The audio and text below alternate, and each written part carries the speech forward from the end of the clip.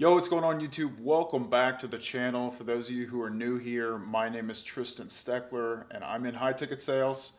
I've closed a little over $7 million in high ticket over the last 4 years, and I teach people how to do the same. So in today's video, I'm actually leading a training for a guy named Lopez. For those of you who don't know who that is, he's done hundreds of millions of dollars in high ticket sales with info products. Here in my garage, just bought this new Lamborghini here. It's fun to drive up here in the Hollywood Hills. But you know what I like a lot more than materialistic things? Knowledge. And he's probably got 8 or 10 million followers across all of his social media pages. So it's pretty cool to actually lead a training for his community. But if you're a high ticket closer and you're looking to improve your skill set, what I'm going to be going over in this video is a lot of mindset. I'm going to be talking about some difficult things that I went through in my own life that built a lot of resiliency for me that I leveraged in the sales process, as well as how to handle objections and improve your overall ability to build internal pressure and build belief in your prospects to take action and make changes. So if you want to get the most out of the video, definitely watch it all the way through and take notes, and I'll see you guys in the next one. Children who were praised for being smart, okay, you're so intelligent, were more likely to avoid challenges, give up sooner, and perform worse. Children praised for effort, you worked really hard on this, were more resilient, chose harder tasks, and improved performance. Main takeaway, empty or inflated praise, right, especially not tied to actual fact, creates fragile ego, discourages risk-taking, and damages motivation.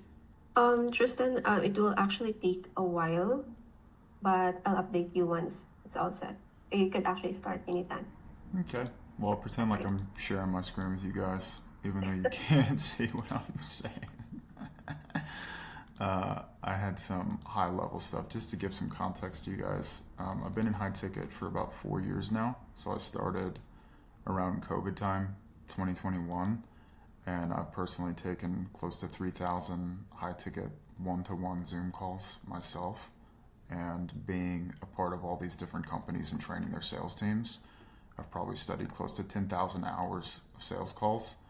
So I know the process start to finish pretty well, and I've closed over 7 million in high-ticket deals myself. And then the clients that I've worked with, whether that's coaches, consultants, or closers, have closed over $50 million in sales. So long story short, hopefully that's enough to keep you engaged and interested for the next 20 minutes or 30 minutes, however long we have. But anyway, the most value that you're going to get out of the training is going to be paying attention, focused, taking notes, saving questions for later. But all I ask is undivided attention, because you're going to get what you put into it, right? So flashback to 2021. I just got into high ticket. I graduated college in marketing, and I didn't learn anything about marketing. But I got out of college, and COVID was going on, so I couldn't get a job to save my life. And that's where I found this online high ticket coaching space of internet gurus and entrepreneurs selling informational products. But high ticket was relatively new.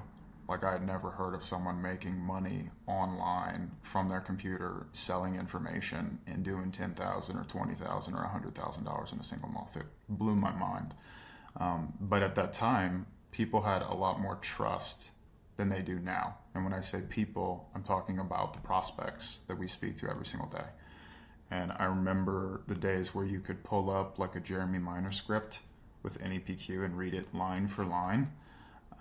Without much thought put into it, and people would pull out their credit cards and pay with no objections. I actually had a sales manager on the first offer that I joined that was doing around $700,000 a month in sales, and he didn't have a tremendous amount of experience in high ticket because it was relatively new, but all of our leads were super warm because they had followed us on YouTube and they'd watched like hundreds of hours of content.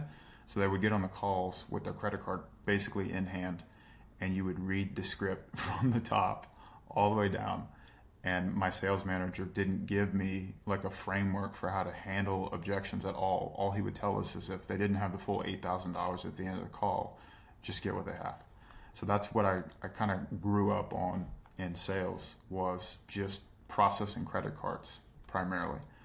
All these people were ready to buy. I was, from the very get-go in sales, closing $100,000 a month for this offer. I was at the top of the leaderboard, and I remember thinking like, hey, I'm really good at this. You know, like sales is easy. I didn't do any call reviews. I didn't do any practice. I started to get complacent, and our business owner changed our client acquisition strategy from YouTube, where everybody's like hopping on super nurtured, to paid ads. And he didn't tell me anything about that. He didn't tell anyone about that. He kind of just pulled a lever.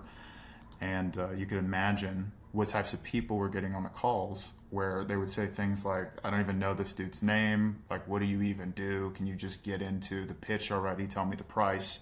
And I started getting bombarded with objections. People would tell me, I need to think about it. I need to talk to my partner. That's a lot of money. Can you send me an email, right?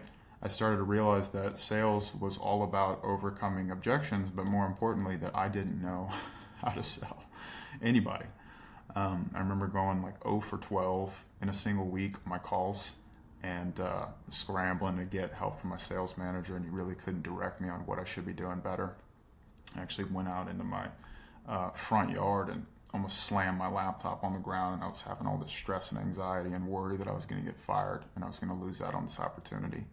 But these people nowadays, they don't sell, or they don't trust like they used to. Their guard is up, money's tight, right? The industry is competitive, and everyone is doing the same thing when it comes to the marketing side of things, when it comes to... Before you go any further, if you're enjoying the video, definitely subscribe and leave a like. And if you're looking to get more advanced training within your sales process so that you can increase your conversions and make more money, definitely click the link down below. That's where you'll be able to see if you can apply for one-on-one coaching to work with yours truly. If that's not something you're interested in, no worries. Continue to watch the video, and I hope you enjoy it. The sales side of things, they're all using the exact same process. So my goal here is to teach you guys how to separate yourselves from the competition, because what everyone else is doing is they're trying to build rapport.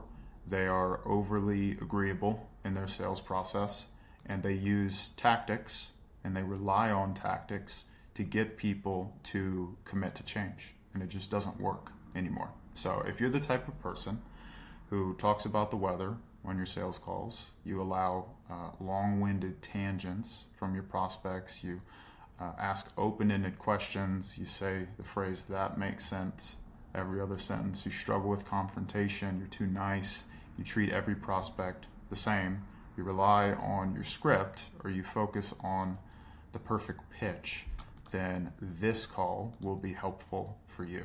Now, you may be thinking, what's wrong with being nice and friendly? I want to put you in the mind of the prospects that you're talking to, because people are reading you constantly, and in order for us to set ourselves apart from the competition, we have to be congruent from start to finish. And what a lot of salespeople will do is they'll get in the habit of trying to get the person to like them throughout the entire call, and when price is on the table, things start to make a turn, right? Where we start to probe on things, we start to challenge people, we start to objection handle them, and all of a sudden in their mind we appear to be focused more on padding our own wallet with commissions than actually helping the person make the best decision for themselves. So congruency is important, and at the start of your call, the main goal is just to identify a problem, right? And the problem cannot be something that they can solve on their own. The middle portion of the call is going to be building a gap and building desire for them to actually reach that goal. And then the end of the call is going to be overcoming people's concerns, overcoming the person that you're talking to by handling limiting beliefs, and then overall just handling objections. Okay? So the number one thing that I want you guys to realize in taking calls, whether you're on an offer right now or you're just getting into sales, is that every single prospect that you speak to is going to be different. They are not all the same, okay?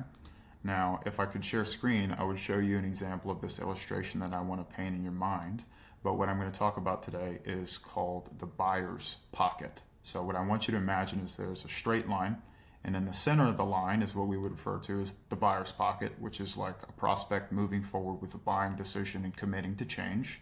On the left side, I'm going to have what is called the type A personality, and on the right side, we're going to have what is called the type B personality, okay?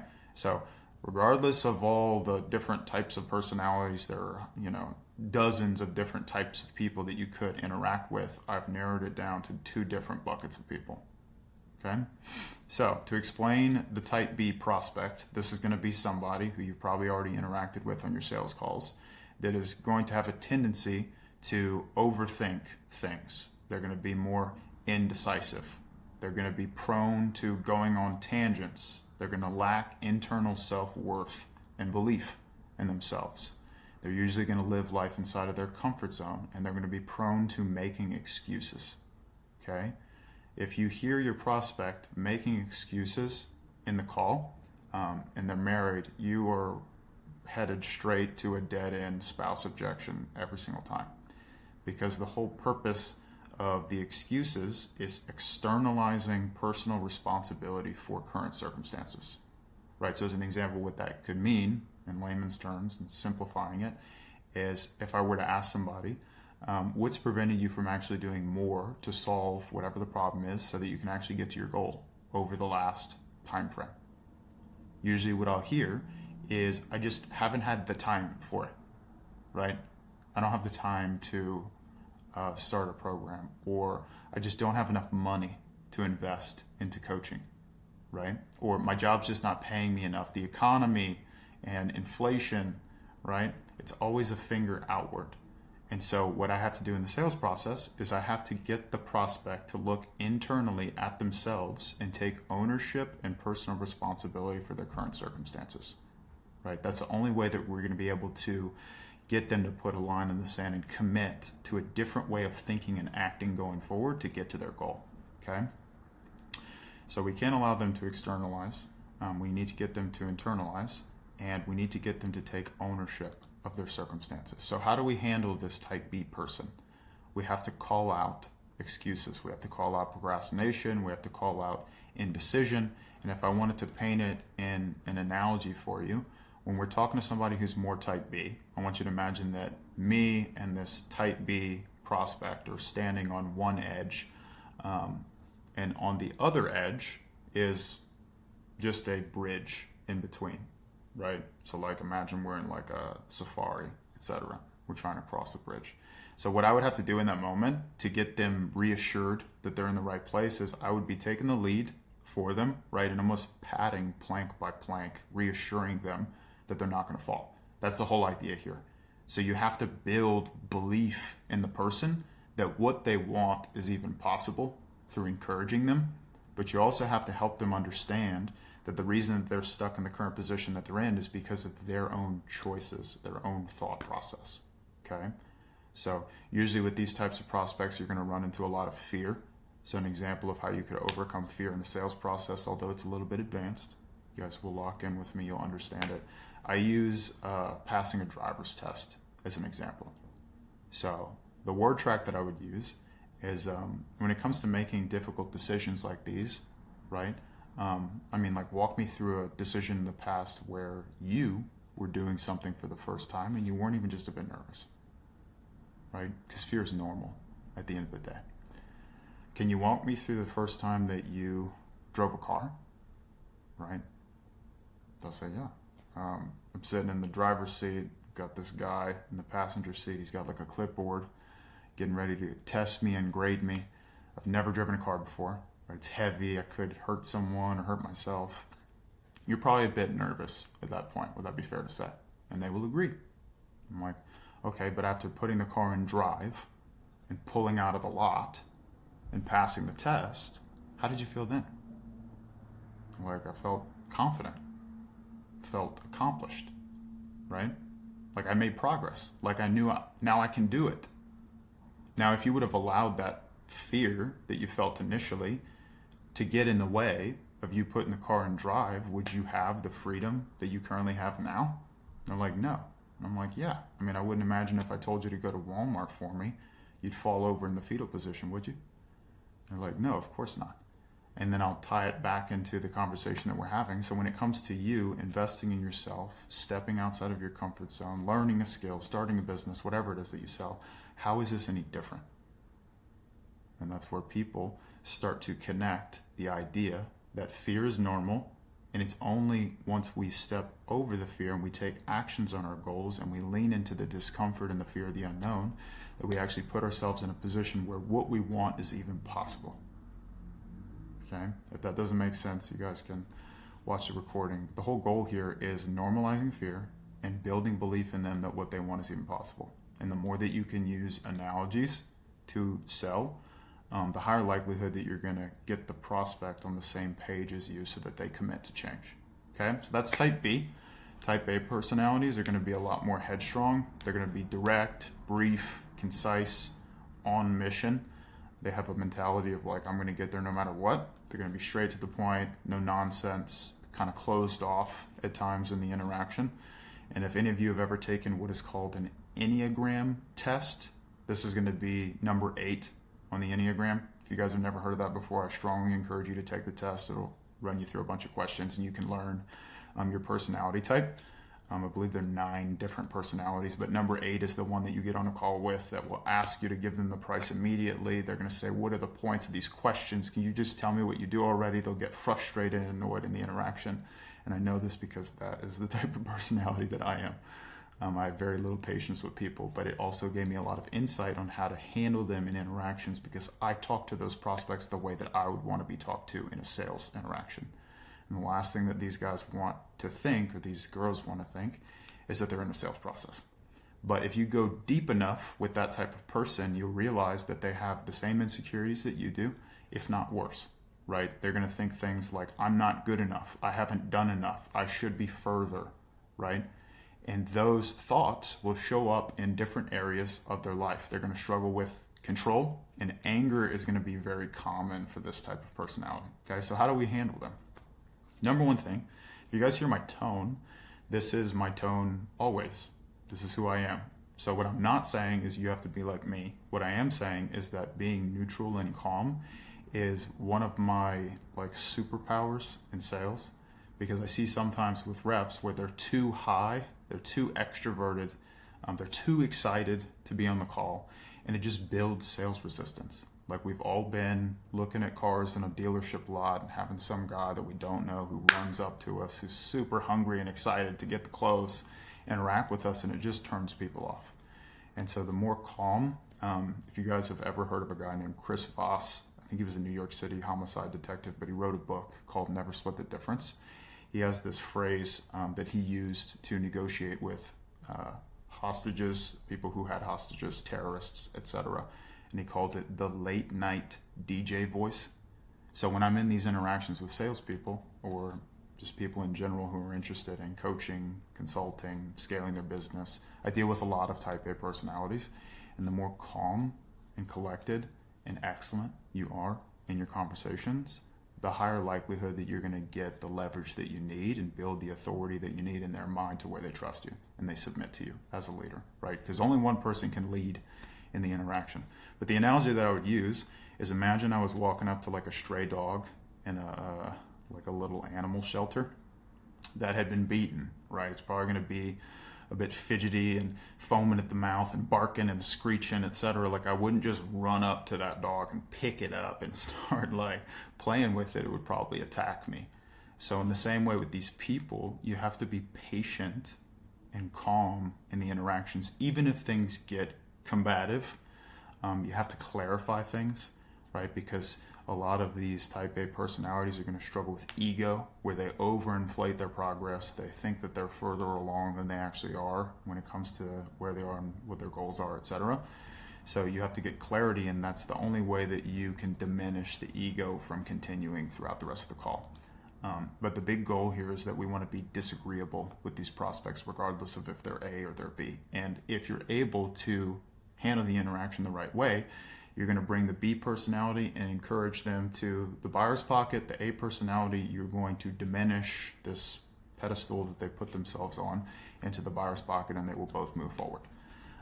But the mindset that I've taught sales reps and online coaches and consultants is in being disagreeable. The analogy that I would use is, I want you to imagine, hypothetically, that every single one of you, regardless of what you sell, regardless of how many calls you take, is on a $1 million per year salary. And regardless of whether or not you enroll someone or it results in a no close, you keep the salary, okay? But if you are not excellent in your process and you enroll people who we shouldn't be enrolling in the first place, right? Like they're not a good fit, they don't have the right mindset, they're going to come in and cause issues and charge back, etc. I'm going to remove your salary. There's going to be a certain way that you go about the process.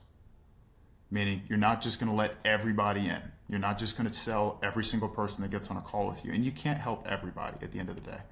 But it creates the right mindset to where you don't take answers at face value and you don't move on in your process until you've got the answers that you need. But the main focus of the interaction should be, can I actually help this person?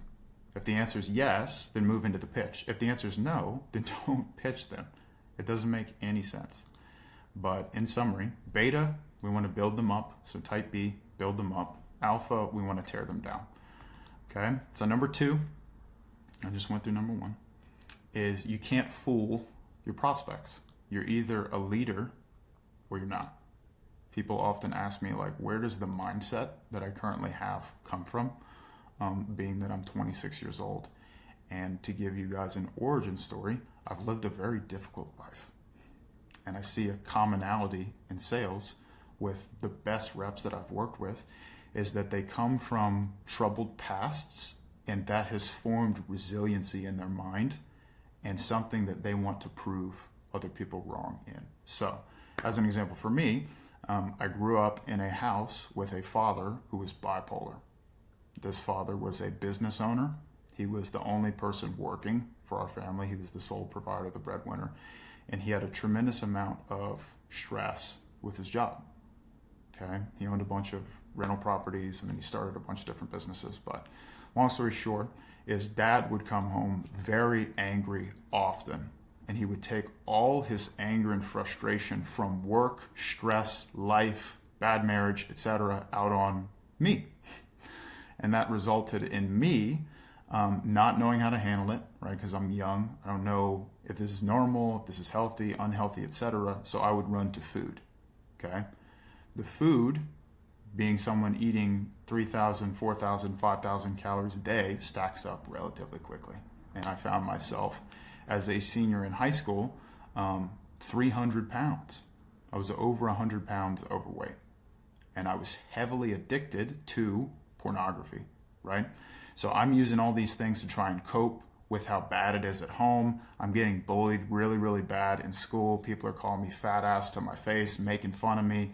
I was bullied really, really bad. I remember looking at I have a twin brother, a couple times in school and telling him that, hey, dude, if a bomb went off in the school, I wouldn't care, even if it killed me. I had suicidal thoughts. We were in a very poor financial standing in my home. We had a sewer line that collapsed under our property, and my dad would pull me into his office multiple times a year to tell me that I would need to find a place to stay because we were going to lose the house and we were going to lose everything that we owned. So that's the environment that I grew up in. I ended up losing 100 pounds in about 5 months shortly after high school because I told myself that I was sick and tired of being sick and tired. And I was sick and tired of saying that the reason that I'm overweight is because God gave me a slow metabolism, it's because of my dad, or it's because of genes or whatever. So I decided to put a line in the sand. I lost the weight. I ended up joining my first coaching program right after college. And that's whenever I made a $6,000 investment into myself that I didn't know was going to pan off. I didn't have anybody to sit next to me and guarantee me that it was going to work, right? But I bet on myself and I took the risk and I said that no matter what happens, I'm not going to quit until I'm successful. So that started a journey of me putting the left foot after the right foot. I ended up moving out of my hometown. I ended up networking with a couple of entrepreneurs and helping them scale their businesses to $1 million months. And that's what opened the door to all these opportunities to take sales calls and build sales teams and to train people, etc. But that's how I've got on this journey of closing millions of dollars and helping thousands and hundreds of closers to master the skill set of sales. But the main theme of my story is discomfort and pain. So it's put me in a position where I can empathize with the people that I talk to on a daily basis. And empathy is something that lacks in most generic sales scripts. right? Because if we just put the script to the side for a second, you are dealing with a human being that has goals and aspirations and desires and fears, right? And if you can just connect with them and use your own story of the things that you've gone through and the trials that you've overcame and the risks that you've taken and the belief that you've built, the irrefutable evidence that you are who you say you are is the best-selling technique in the entire world that no sales script can teach you. But we have to be congruent, right? Like I can't tell someone that I'm talking to on a sales call for an hour to join a $5,000 program if I've never made a $5,000 investment myself into coaching or training or personal development. And I see this oftentimes in the sales process, whether I'm reviewing a client's call or I'm building out a sales process for a business owner. We're talking about people, leaving a 9-to-5 job and making $10,000 a month or $20,000 a month or $100,000 a month, and the person selling the offer has never done that themselves. It doesn't make any sense. And then you get to the end of the call and you struggle with conviction of knowing how to say the right things at the right time and build the right belief in the person, but you're standing on a house of cards, right? So that's why it's so important. This is why I preach this to people. It's so vitally important to honor the commitments that you make to yourself every single day, because it puts you in a position where you're going to have internal self-worth and confidence that you are the person that you need to be for these other people who need you, okay? We can't tell the prospects to burn the boats if we haven't done that. We can't tell our prospects to do things that we wouldn't do ourselves. And if we're not following through on the commitments that we make, we're putting ourselves in a position where we can't be the effective leaders that we need to be for these people. So a question that I would want you to ask yourself is, what have I not done that I told myself I would do? And that could be anything. What have I not done that I told myself I would do? Another question. What is my relationship like with discomfort? What fears do I have that are preventing me from reaching my goals? What actions am I procrastinating on taking? Okay, write this down. The blind cannot lead the blind. Now, fear is normal, and I'm not saying you need to be this super confident person right now. Like, I was not that guy when I started in sales. I didn't have any experience in sales before I took my first call. But the main goal here in these exercises is starting to set goals and set action steps that you're going to take going forward and actually doing what you say you're going to do. Committing to yourself. The only issue in this whole process is when you allow fear to get in the way of you doing what you know you're supposed to do. Okay? And number 3, objections are problems that need solving. So I'm going to walk you guys quickly through a framework that I use that I learned from a guy named Bill Walsh. I resonated with his personality, came from a very difficult past. He's very direct and concise in his scripts and frameworks, and you guys have probably seen him on social media. But anyway, the way that he handles objections and the way that I've been taught is when I get an objection, the first thing that I want to do is I want to diffuse the objection. When someone says, I need to think it over, I'm not going to quickly and abruptly respond, what do you need to think over, right? Because that just increases resistance with the person. So how we would diffuse is we would say something like, that's not an issue. No worries. Hey, I hear you. Not a problem, right? Then I'm going to move into getting certainty from the person that what we do is going to get them to their goals, that they're confident in that, right? Because if I don't get certainty from the person, then it just shows them subconsciously that I care more about my money than helping them, right? So what do I mean when I say get certainty? When they say I need to think it over, I would say, not a problem. Before you do, could I ask, do you actually believe and feel that what I've walked you through can get you to your goal? Because that's the most important part. Now, what I'm looking for from the response is an emphatic yes. I'm not looking for, yeah, I think it could. If I go into a doctor's office and I have to get my leg amputated and I look at the doctor and I say, are you 100% certain that you're going to cut this leg off and I'm going to be okay? And he says, I think I will, or I think I can. or I think I might, I want a new doctor, right? So we need to get the right responses from these people, and when they're uncertain, we need to handle that. Hey, I can tell you're a bit uncertain, which is totally fine. If I could ask, like with what I've walked you through, is there anything specific that I went over that makes you feel like we can't get you to your goal? That's usually when they're going to say, no, it's not the program. It sounds good. It's exactly what I was looking for. It's just a lot of money, right? And then we'll go from there into a money conversation. That could be money logistics, where I'm identifying, do they have the money, yes or no, right? And that's where we have to take an effective lead. I hear this too much in sales where people say, how much money can you put down? And that's where we get smoke screens, probably a couple hundred, right? Because we didn't take a good enough lead. So how I would do money logistics is I would say something like, hey, money's the easy part. It's not going to be the reason why we can or we can't help.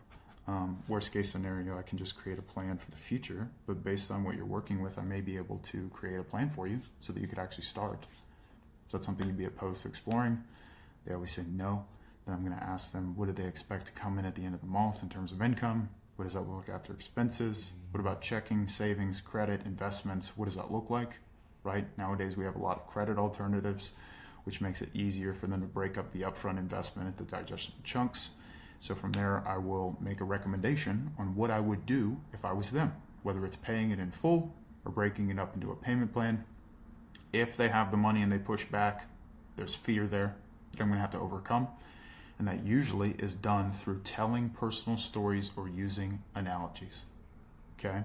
I don't have enough time to go into all of the logistics of that, but that should give you a good enough framework to use going forward. But what I want you to understand is that out of 10 sales calls that you would take, regardless of what the offer is, 1 person out of 10 is never going to buy ever. So when you hear people in online sales and marketing saying that they don't get objections, that they close 100% of the people they talk to, etc., it's not true. It's not possible. There's always going to be someone who will not buy no matter what. So don't judge yourself on the 1 out of 10. There's another 1 out of 10 that's going to buy no matter what. You could literally send them a payment link inside the DMs and they would pay it. It doesn't matter about the price. They're ready to go. They're nurtured. They're excited. They take action with or without you doing a good job. Okay, so I don't judge the sales rep on the other 1 out of 10 calls. What I'm looking at is those 8 calls in the middle. Okay, and based on the coaching and the training and the work that I've put in investing, tens of thousands of dollars into coaching and mentorships and personal development and taking thousands of calls, I've been able to get my ratio to a 6 out of 10 on those 8 calls, or a 6 out of 8 on those 8 calls. Okay, but the only way that I was able to do that is I did the internal work on myself. I leaned into discomfort. I took massive risks. I honored the commitments that I made, and I learned to solve people's problems. Okay, so in terms of the training aspect of things, that's pretty much it. I know I can't really share screen. It would have been cooler if I could with you guys, but I'll open up the floor for any questions that you'll have.